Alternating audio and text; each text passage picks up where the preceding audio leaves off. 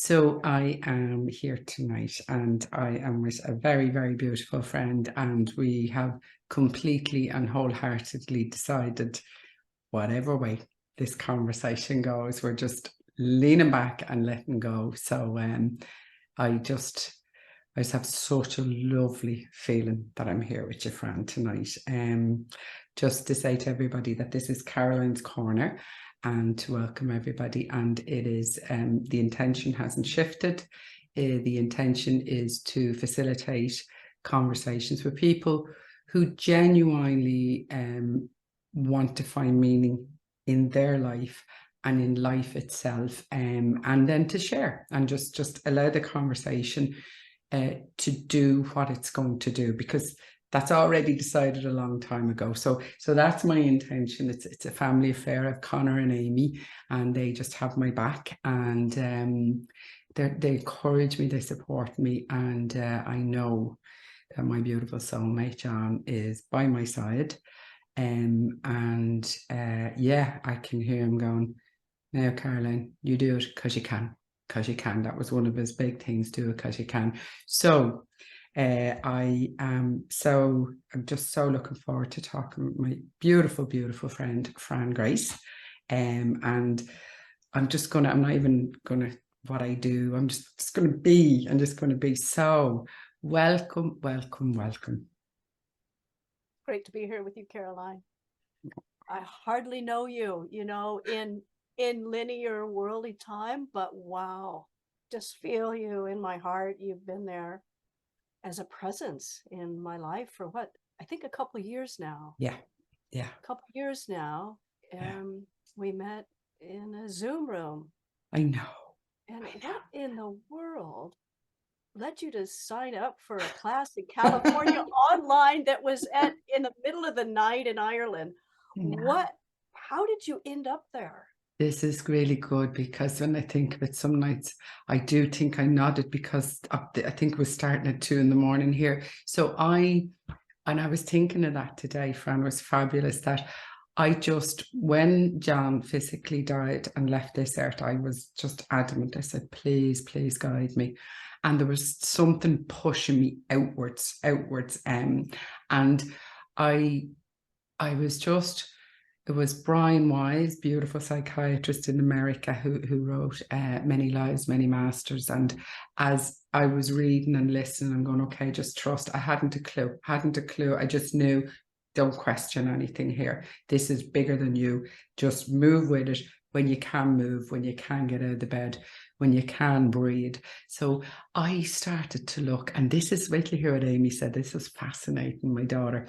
And I actually ended up talking to Terry Daniels, who is one of the professors with yourself in the University in Redlands University. And I had been looking through, and it was just all, for me, it was around our physical experience here, then as we die physically, then our essence. And I knew John was with me, and it was right, okay, how or what do I do? So I spoke to Terry, and she said, look, there's some courses in Redlands University. And I said, okay. So I sat, and at this stage I'm going, I can't take anything in. I can't concentrate. I have no ability to take in life at the moment, and I'm looking at this. But alongside it, life had brought me to a man called David Hawkins, totally separate to everything. And he was another beautiful psychiatrist and an absolute friend of yours, phenomenal friend of yours. But that had been just, power versus force. I was just reading the book. So anyway, I looked at the university, and I said to Amy, I said, what in the name of Jesus? I said, but I'm even thinking of a course. And she said, well, what are you thinking of doing? I said, I don't know. And I don't even know why I'm doing it. I haven't a clue what's going on here. So I read the 4 different ones. And she said, well, do you know what? She said, when you read the sentence, she said, what was that again? The paradigms of what was it? Wholeness and healing. Should you had an energy about you? Yeah. So I said, right, there's the decision. That's the decision. I read them down, and there was something about this. So up I goes, signed in for the course. And who do I meet? Only Fran Grace. Yeah. Oh. Well, it was unforgettable. That night you were there. I mean, in the background, it was all dark because it was like 2, Yeah, 2 yeah, a.m. or something. And oh God, when you shared about what happened with John and what you were going through, I just melted my heart. I just, oh my God, this incredible person is here with us going through this. It was so raw, yeah.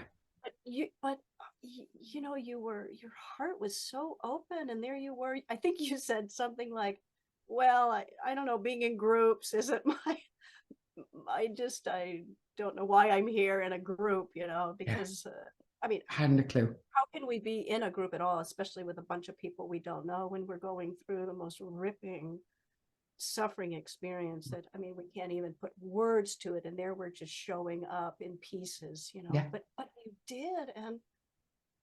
And then we connected, and you connected out Mm. of that with beautiful Alex Vesely and the Logotherapy And he Institute. was on last week, yeah, and I yeah. loved that interview. Mm. That was so deep. Mm.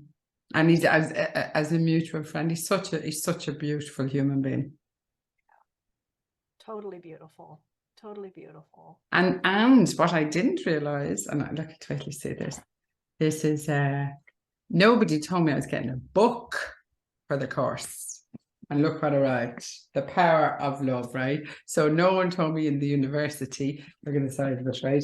No one told me. I was like, oh, Jesus, I can barely go into these Zooms. But it was to have a massive impact on my life. And Fran, you wrote this book. Do you want to chat about? Because I have to say, it's just the most beautiful, profound, unbelievable.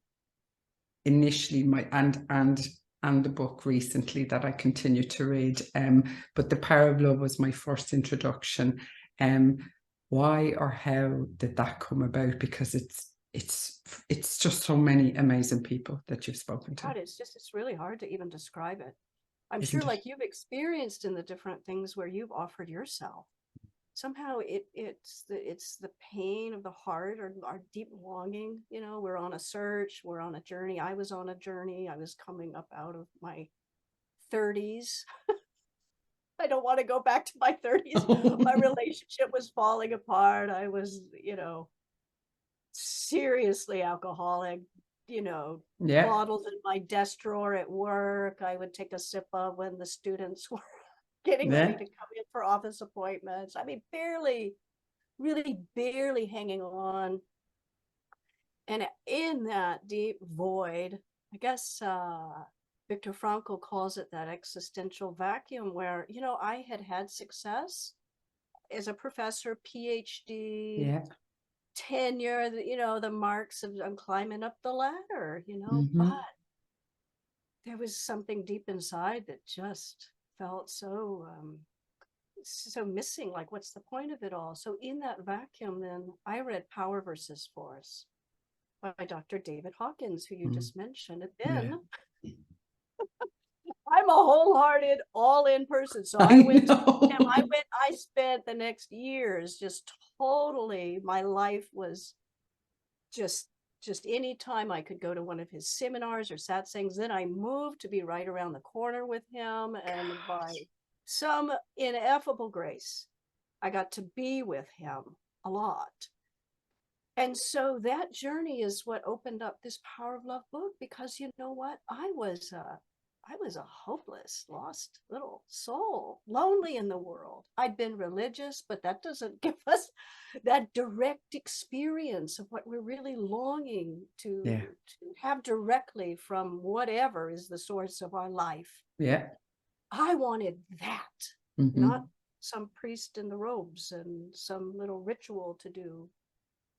And I experienced that in this presence of this mystic, this sage, this incredible. It wasn't even a person really when I was with him. He was more like a presence. And so before he passed away, Mm-hmm. we conceived of this book that I would go in search to meet this certain group of people from Buddhism, Yeah. Hinduism, you know, Viktor Frankl and his grandson, that experience that they bring forward to us all, and the indigenous grandmothers, the whole spectrum of spiritual paths, including science. Yeah. The physicist, Dr. William Tiller, who doesn't speak religious language, but that Dr. Hawkins and his wife, Susan, who I also love, they're just a team. They calibrated these people, and just to simply verify that love is an energy. It's not a document that you write or some platitude. It really actually, somebody in that energy field of love and total acceptance of humanity, they transmit some healing. It just, because somebody goes in their presence and they're like, wow, maybe they don't even remember a word that was said. Yeah. But it's an energy. And so they calibrated that these people, if I would go sit in their energy and learn from them, you know, I had to be humble. Because I really don't know. I don't know hardly anything at all. Who does? This universe is infinite. So I went, and you know, I have students that are going to write a paper and they'll email somebody. Can I interview you on email? I'll send you questions. You send answers back. You know, that's not the same as getting on a plane and going to the middle of Tennessee to be at the largest ashram in the United States with Sadhguru Vasudev, this yogi from India who's like hugely a presence, and to sit there, go through his whole protocol, no coffee, no sugar, no sleep, being with bunk beds and dorms with all these people, and then being told, well, you know, you got to run a race, you got to go hug people you don't know, like to go experientially through their teaching, and then to have the interview, and then all of that goes in the book. No. And so there is something powerful about just that direct being with. And for must come through. And for I just was not expecting the book or where the journey it has and continues to bring me on, Fran. And also as you went on this journey, your own experience and how you were changing, and as you met the people, and it's just, I mean, I'll read it forever, because you go back and all the different people, like you said, you met, like I'm in the room with you. It's like when I go into another chapter of another person you've met, or a couple, and it's like, oh my God. And like these people, their lives, this isn't about, oh, you know, it's been grand, and like some really, really difficult, painful experiences, and yet they have an ability to just, I don't know, like we said, the words get in the way, but they're able to step into that more than. And it's not just for special people. It's not for privileged people. It's not for people who sit and have this massive spirituality or they're praying every day long. It's just something in that humanness that they go, you know, it's there. It's there. So true. Something I really appreciate about our connection, you know, with you, meeting you like that, the magic of it, the synchronicity of it, how you follow the hint. We have to see you follow the energy, and we have to really be open to that. And you had Amy really reflecting back to you. You know, there was energy there when you were reading that one. Yeah. We need our friends that pick up on that signal that's coming from that inner guide. Yeah. And I think like that, exactly, Fran, you know, that I couldn't have picked up on a lot of stuff because I was, you know, in so much pain. But I know, having experienced with yourself and the group, and in 2:00 in the morning in Dublin, I'm like, oh, what in the name of God am I doing? I'm going, Jesus, John, what have you got me doing? And I just go, I don't know, but I just know, keep turning up. And that's a bit like life. It's like, what am I doing? Oh, just keep turning up. And it's just the welcome and the love. And, you know, and I was quite detached and kept it all at a distance as well, because that's the only way I knew how to. And just as people were talking, there was a real respect for just leaving people where they were at, and letting people be, and understanding, don't touch it, just, and that was for all of us. It was like, you know, this isn't about sorting or gathering or moving or shaking or doing anything with people's lives or emotions. It's about showing up and bearing witness, really. And it's quite difficult at times to bear witness, because it's not about touching. It's not about touching stuff. Something, as you're talking, feel really moved, you know, getting the chills, goosebumps, you know, something so sacred just about a space like that, which is a space right here too, right here in Caroline's corner. Absolutely, yeah. We don't have a script. No. We're just sharing really what feels most, you know, true. And yeah, so groups like that, I think they hold a light, and Yeah. it's like there's a flame in each person, and it's like we sort of gather in a space like that, and we just respect that inner flame is there. It brings warmth. When we hear people speak from there, like you did, you were speaking from that inner flame, and it has tears, it has anger, it has Plenty. You know, it had, you know, because somebody's going through what they're going through, and we just like you said, bear witness to this sharing. And I don't know if you remember, one of the members of the class is Jordan Decker. God, yeah. He had the phrase, in this space, I'm just evolving out loud. Yeah, I do. Gosh, I've forgotten that. Yeah, I do. I just, you know, and where can that happen, really? Because so people are so quick to come in and give advice, Yeah, or help you find the meaning and, you know, what you just went through. And I mean, isn't that one of the principles of logotherapy, that you don't? Yeah, absolutely. And I think I was thinking there, smiling, like some nights it could be 2 or 3 in the morning when it finished. I know it's during the day, which is like, oh shit, I'm having a gin and tonic. I go, what the heck am I doing? And I go out the back and sit and go, oh, I just, you know, because time had no, it didn't matter, you know, and that's what worked for me. But from there, our friendship and our love has just grown, and it's so special, and it's just something I cherish, really, really cherish. Me too. And I, you know, so when Peter died, so that would have been maybe a year after the class. Yeah. It wasn't that long. And, you know, I was sitting there listening to you, Cher, having lost John in this most brutal way. And we loved how you shared pictures of John and his stories. I mean, so much about him, you just fall in love with the man, because he said, he was yes, a devil as well. Of course he was. That's why he could just, you know, take both hands and just hug life, you know, whatever opened up for him. I mean, somebody that says yes to life and yes to love like that, oh, they're just wonderful to be with. Yeah. And you brought him into our class. And then the class ended, and I thought, golly, how is Caroline going to get through this experience? And then COVID hit, and we lost Diane, my lovemate, her son.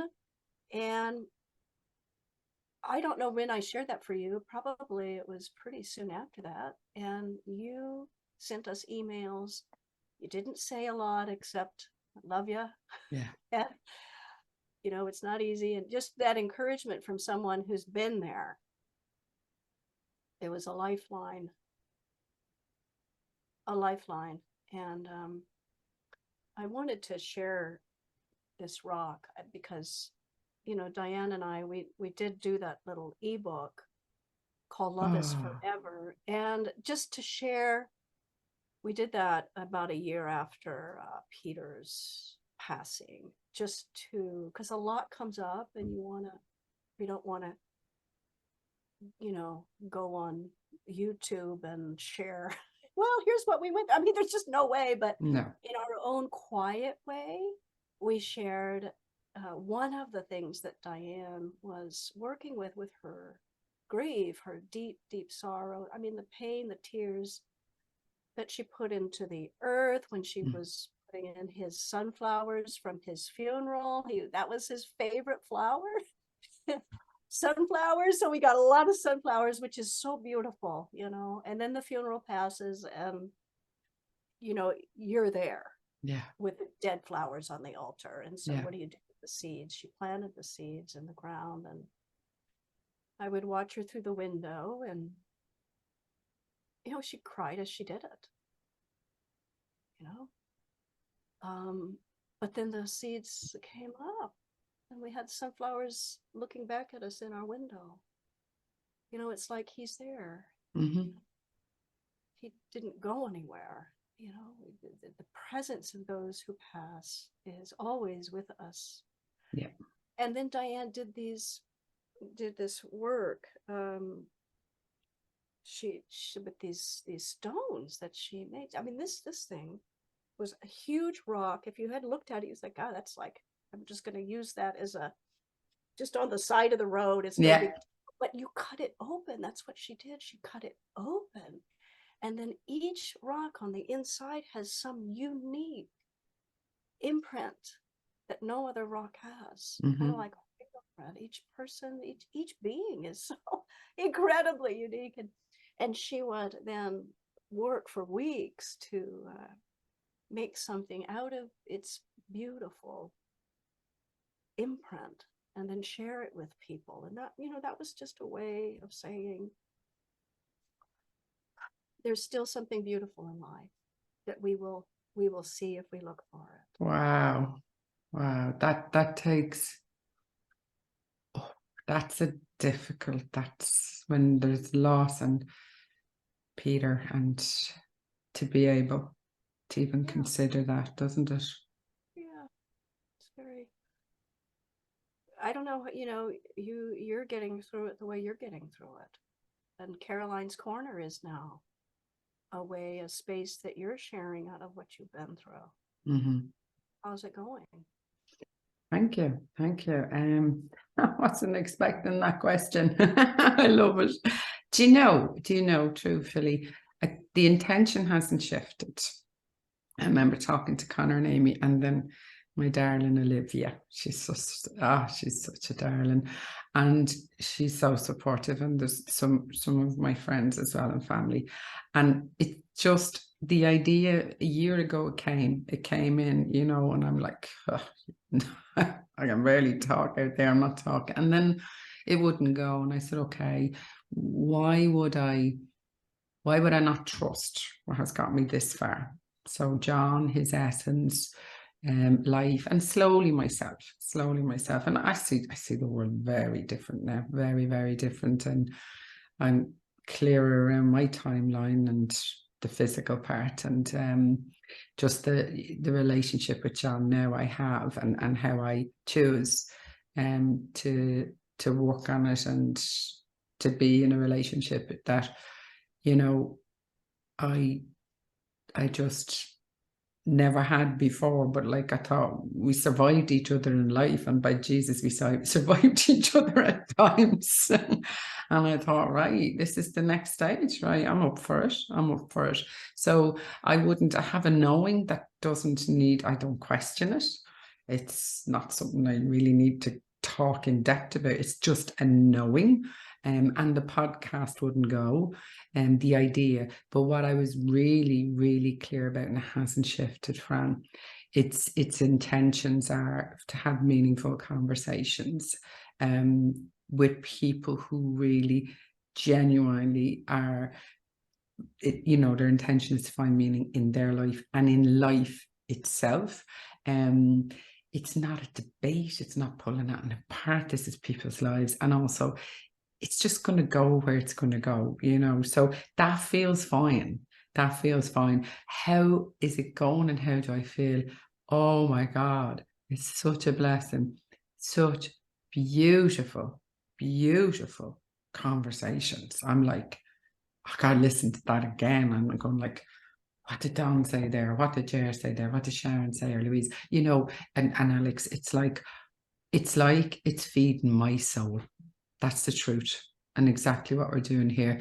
It's feeding my soul. And that is helping me on a day-to-day basis while I'm on this earth to live. And then see how I go, see how I evolve. But like, I'm also not looking for anything either, if that makes sense. And that's beautiful. That is so freeing to not need anything back. I mean, but my gosh, you know, when I was younger and I would be want to start something, an endeavor, or, you know, talk to somebody, there was always some little part of me, I got to get something out of this. You know, it needs to be, I need to put it on my resume so that when I come up for tenure, you know, but you know, that's all right. That's sort of a natural, you know, evolution of our egos, trying to figure out who we are in the world and who can help us get there. But now at this stage in life, it's just so beautiful to realize, first of all, like through Peter's death, my God, everything is gone in a split second. I mean, everything is gone. So there's nothing that I'm building toward. Each moment is its own end. You know, it's not a building block. And you just are right there in the experience of, okay, getting the call from his wife that he's in the hospital and he can't breathe because he has pneumonia. That's what we first heard. We're like, what? He's 29? What are you talking about? Absolutely. You know, and then more information. He has COVID. Oh, okay. So that means he's isolated, which means it's really hard. You know, remember then, you know, when the lockdowns were in place, we couldn't go. So many people passed alone, like really alone. And he was on a machine. And so alone in the sense that we couldn't even talk to him because he had you know, when somebody's in a coma or they're unconscious, you can go be at their side and you can at least feel like, wow, I'm offering something. But to be in that circumstance and realize there's really nothing that we can do, we're not going to get that feeling of peace that I got to be with him or I got to help him in this way. It's just, you're just alone in the moment of there's nothing to say or do, except, of course, Diane and I, thankfully, have been years on an inner journey. So we know that in the inner worlds, there's always a connection with everything instantly. So thank God we could take refuge in that. But even with there was nothing that we were going to get out of it because we can pray all we want, but there's no guarantee that we're going to turn back God's clock on when we're dying or, you know, whatever is the great mystery of when, how people are taken. I don't know. But just to be present in our heart and to light a candle for his I guess peace ultimately is what we wanted. We still pray, you know, just you know, oh Peter. Oh Peter dear. You know, your peace. But that's such a beautiful way to approach anything, any conversation. Like right now, you and I are just here. We're not trying to move it somewhere. Just not getting anything. I was when you were chatting there, when you sent me the my God, love is forever. I didn't. I just know you said we chose over the last 12 or 18 months with Diane's the slabs, the stones, oh my God, and the garden, and then just the words.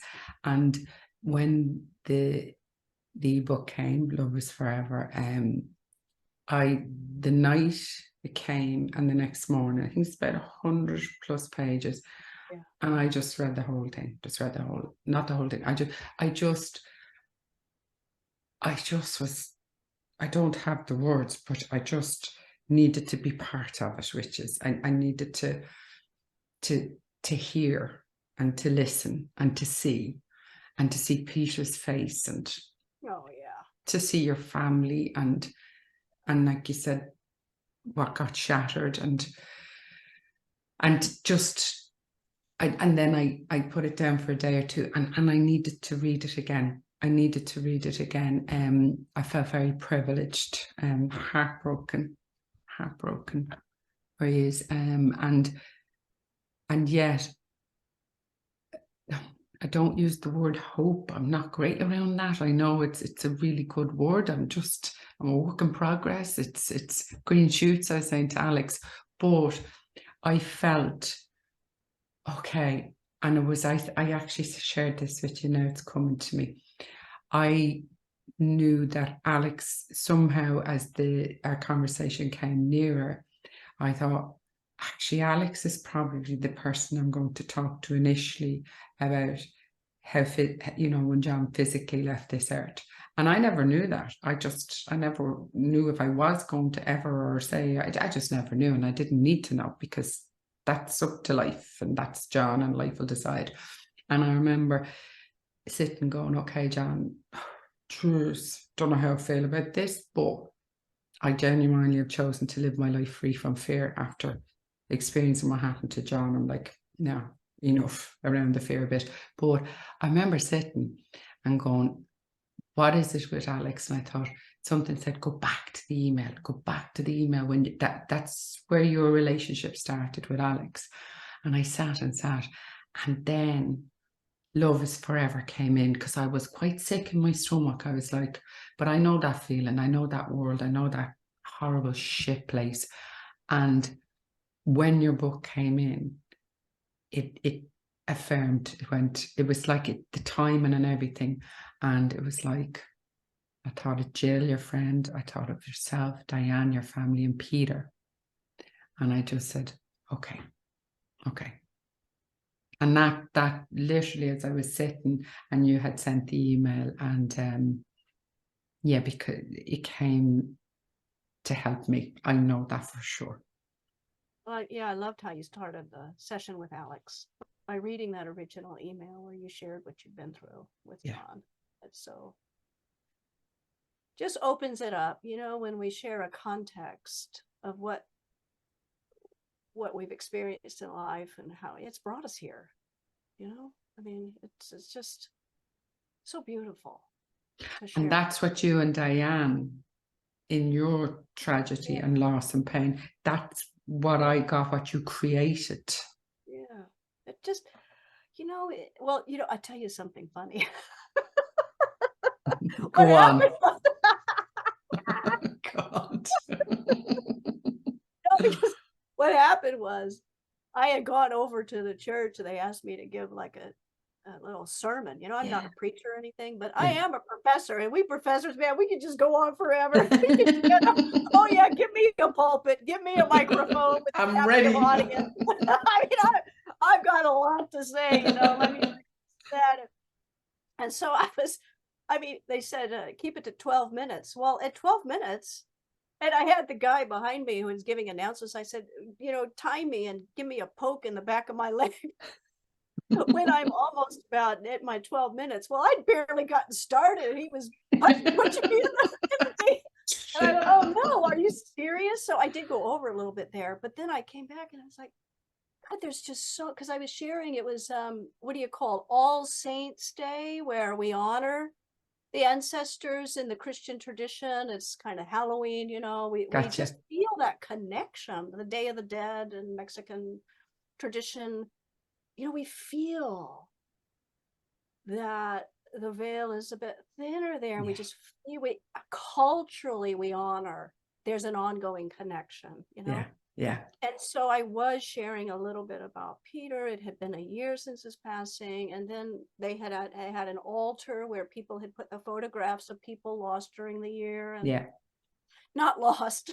I have a wonderful Buddhist friend, Karen Darris, who said, it's not that people get lost.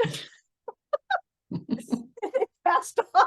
Like, you could find him at the lost and found, you know, even our language about it. But anyway, they had pictures of people that had passed away. And so I came back home after my very abbreviated message at the church. And, you know, all the energy of that experience of the year was still there. And I told Diane, you know, I just really want to be in the flow of this. And so she said, well, sweetheart, then you have to do that. You know, like you had John and you still have John by your side saying, absolutely. Okay, you know, to have that love mate that's there, that's like, yes, you know. So I said, may I use some of the photographs, Diane, of your art, the garden pavers that she created out of stone, of the broken pieces, shattering her plates, breaking plates against the wall, because, oh my God, it's just horrible. To lose a son, there I go again, lose. to have someone so precious that you think is going to be there. And now they're not. So anyway, the anger that comes up, the breaking of the plates, and how she took those fragments and taught herself how to do cement and put the fragments in there and made these beautiful stepping stones in our garden, you know, creating Peter's path is what she called it. So all of this we just wanted to share. And so, but that's how it started, is because they wouldn't give me enough time.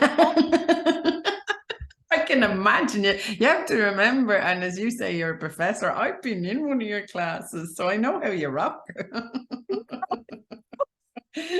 So 12 minutes, definitely not. No.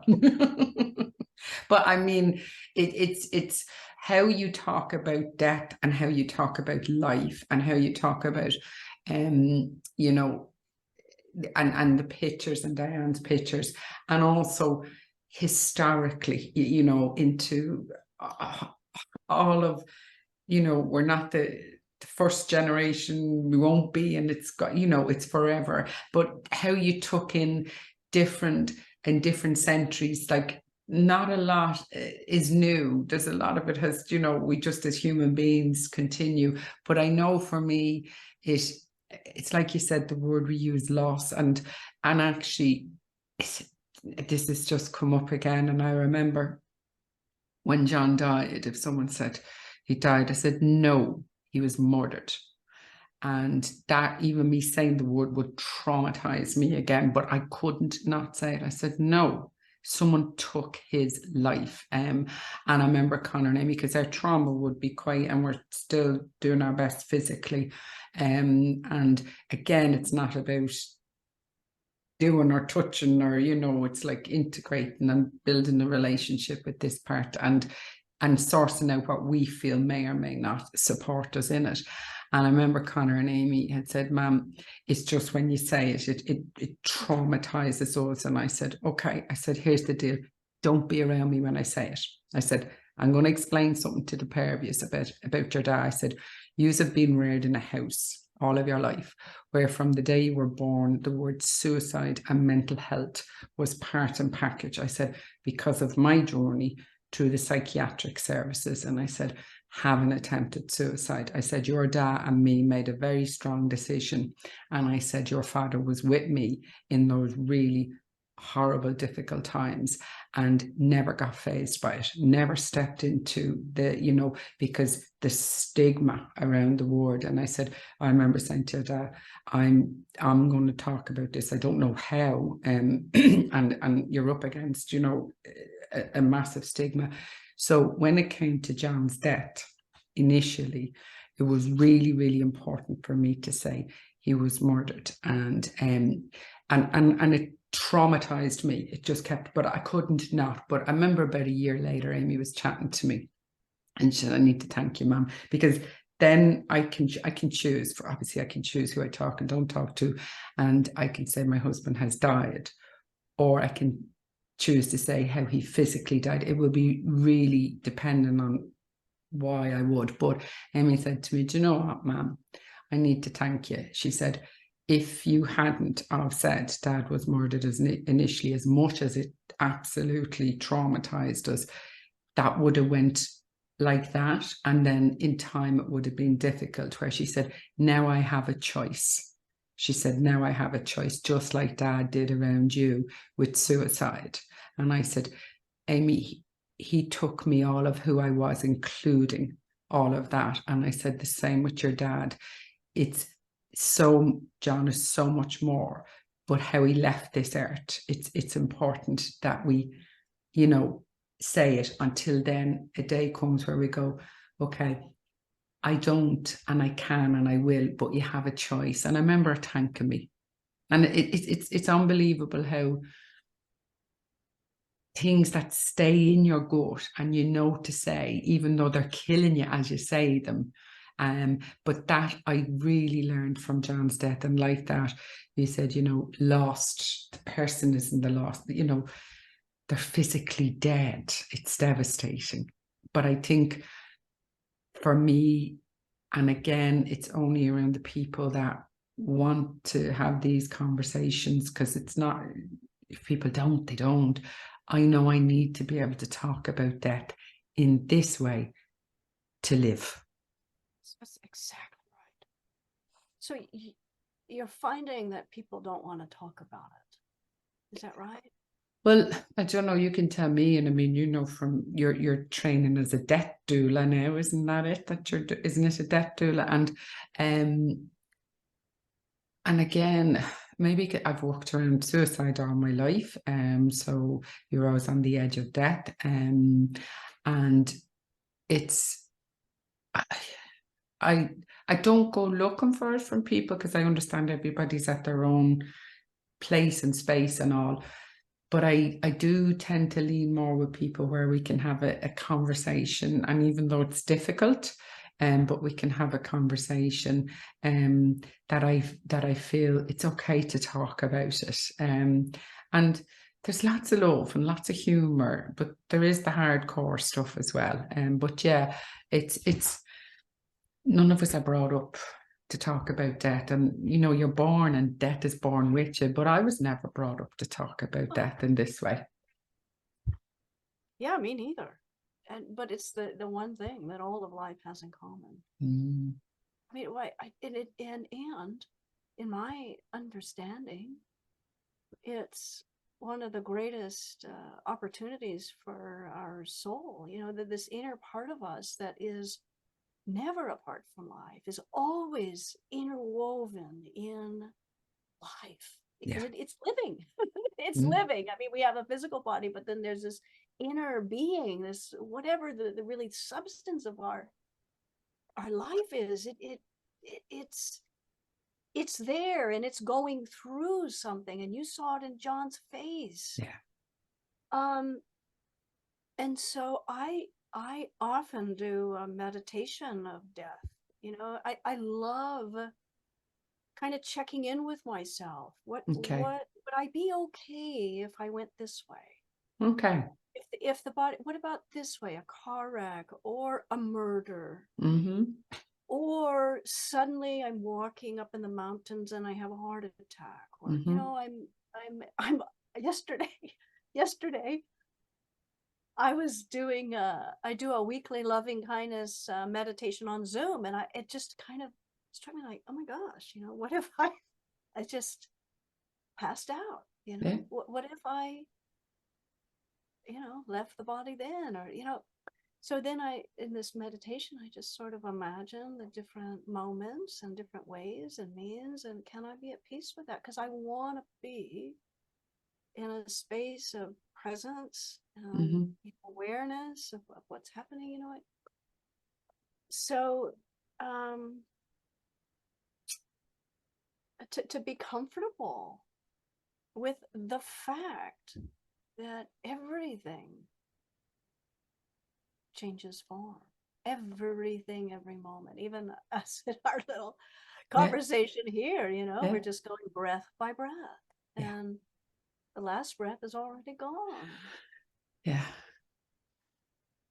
And can I ask you, and it's I was saying it to someone there recently, around the work you're choosing to do as a death doula, what that is or what's involved, just for me or for anybody who may not have heard. I think it's a beautiful space of supporting anybody who's going, maybe the family members, or maybe it's just the person who's very ill. Maybe they just got a diagnosis of a life-threatening condition, and they're making decisions about treatment or not, or, you know, how suddenly that news, you know, confronts a person with what is the meaning of my life? Really, what's the meaning of this for me? And so a death doula offers spiritual support. We just call it support for the person. We don't have to slap spiritual in front of everything. Absolutely. Yeah. I mean, you and I are having a conversation. Maybe some people would say it's not very spiritual. Well, maybe, there you go. Or maybe their spirit does feel sort of refreshed, you know, like deeply connected to their own, you know, truth or whatever. But just to be supportive to somebody, to hold a space for them, to really, you know, go deep inside and see, well, what if I have 6 months left? Yeah. You know, what are my priorities? What do I want to communicate?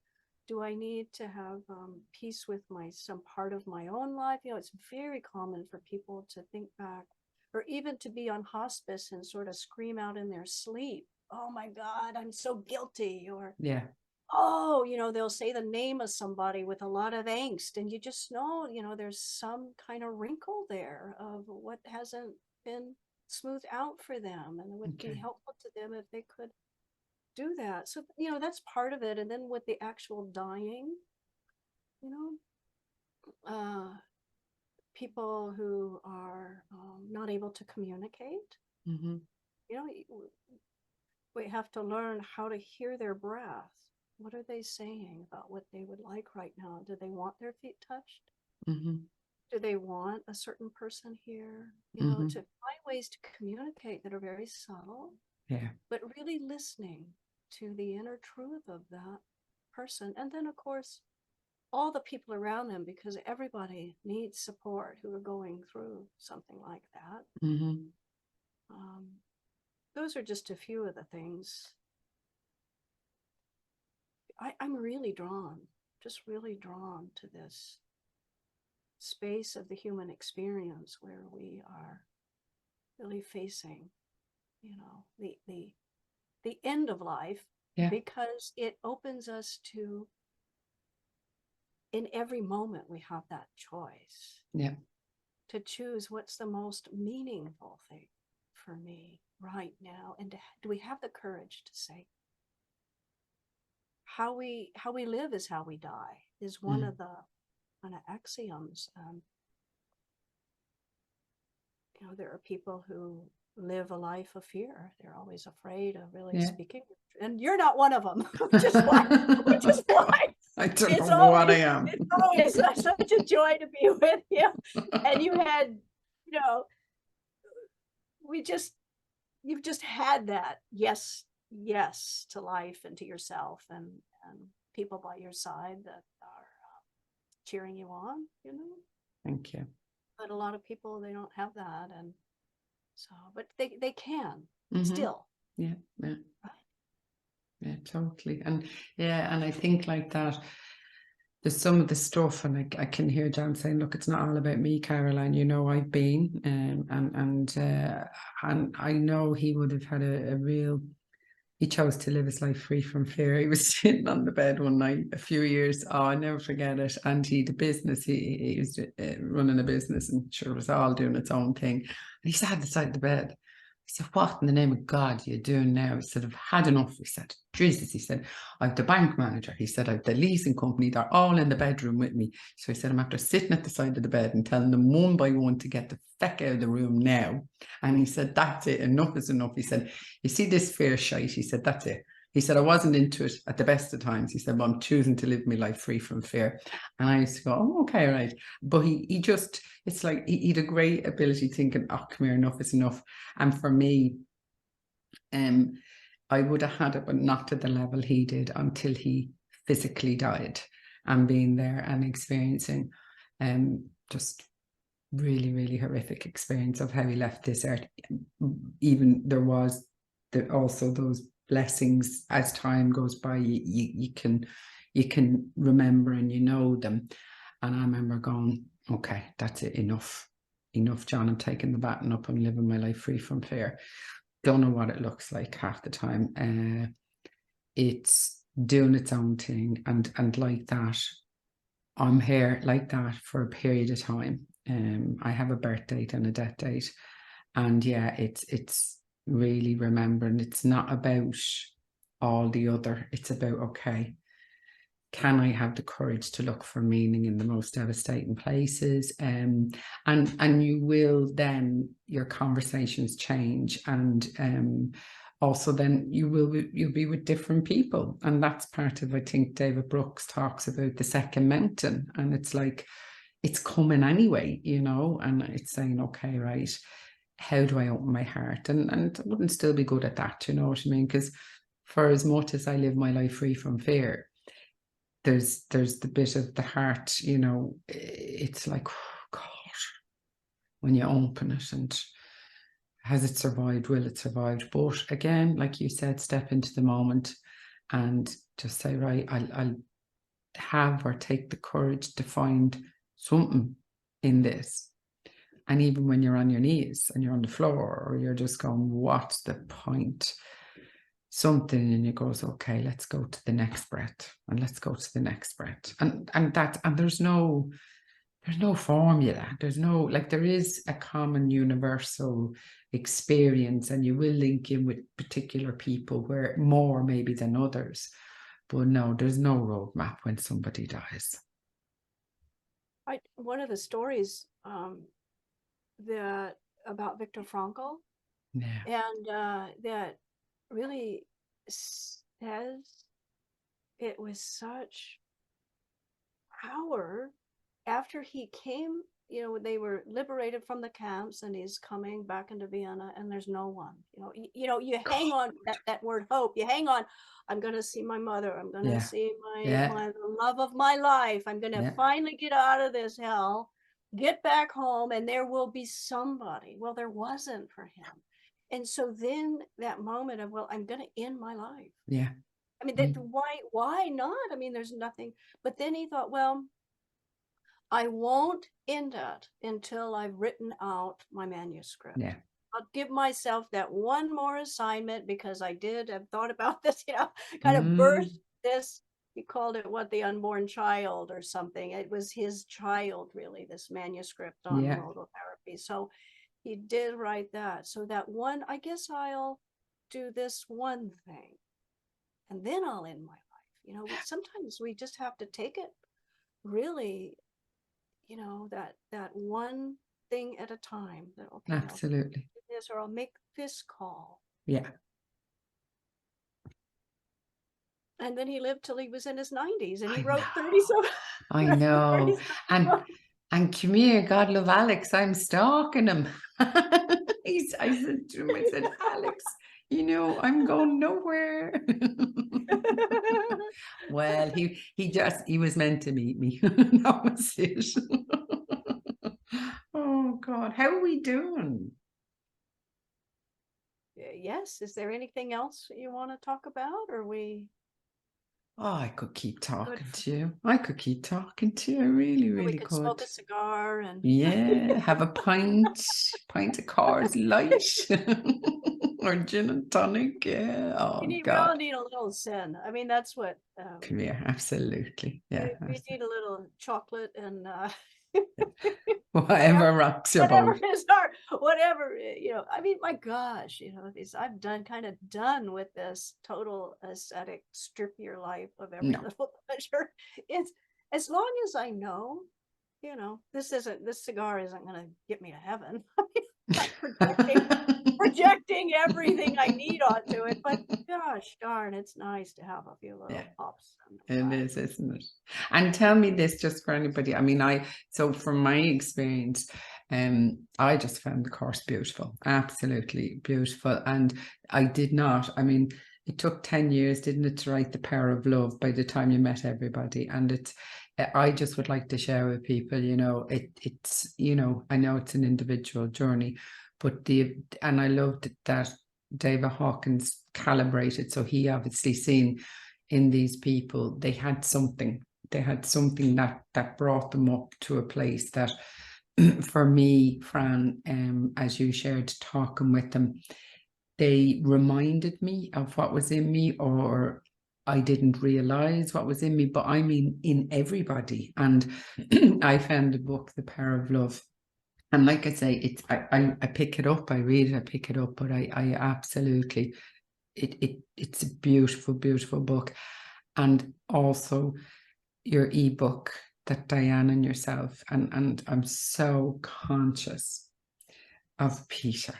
I'm so conscious. I'm so conscious. And like the podcast with John, this is what's coming out of our lives, and we're not questioning it. And I suppose we're having the courage to go with it, with looking for nothing back. And I think that's really important.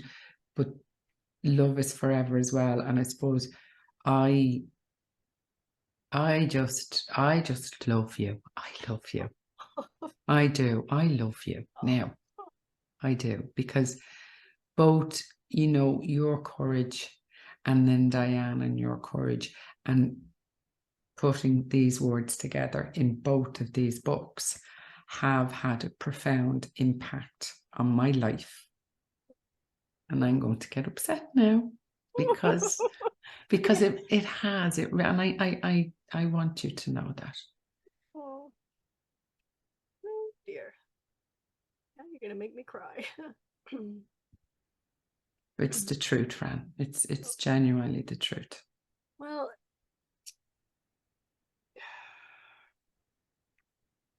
you know, when we just share what we've been through, and because we have to, you know that, because you've done that over and over again in your own life, all the things you've been through and been out of the crucible of that. Mm-hmm. You've offered a class, a group, a program, a therapy space, you know, now Caroline's Corner. And if it touches one other person, oh my gosh.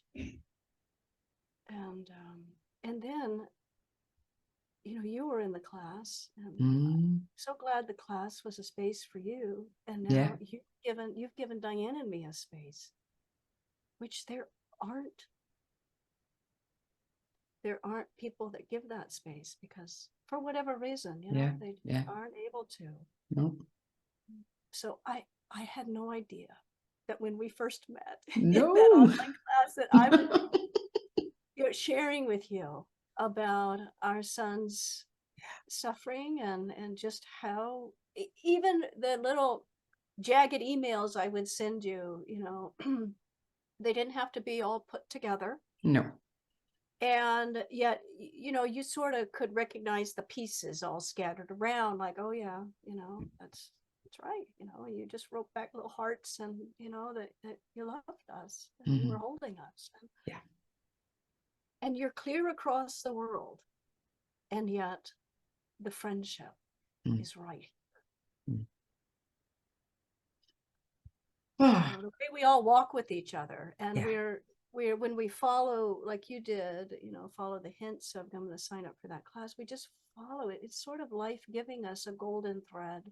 Big time. And we don't know when that it's going to weave into this next difficulty, and that person's going to be there right alongside with us. Thanks for being here. Oh, likewise. And I can't speak. Will you pop back in sometime, maybe? Anytime we're here. Oh, I can hear the lads going, okay, who got this one involved with us? Oh, do you know, it's just, you know, it's lovely. Like, I know we just had a full conversation. I know, all I know is how it felt, and I know words, there was words, but it was just so freeing. It was just so freeing. Yeah, that's very precious. It's the best. Oh. Love to be free. Love to, you know, just love people that are free and that we can be free together. It's just because it's just like you want a flower in the garden to become itself. Yeah. You know, to give it a space to grow and reach. And you know, each flower to be free, to become itself. So I like being my little flower, my little green shoot, as you said with Alex. Yeah, that's Granda Sean. Granda Sean there, yeah. I know, I had the cement, yeah, that's John's dad. Yeah. It was so fun to be free. So thank you, Caroline.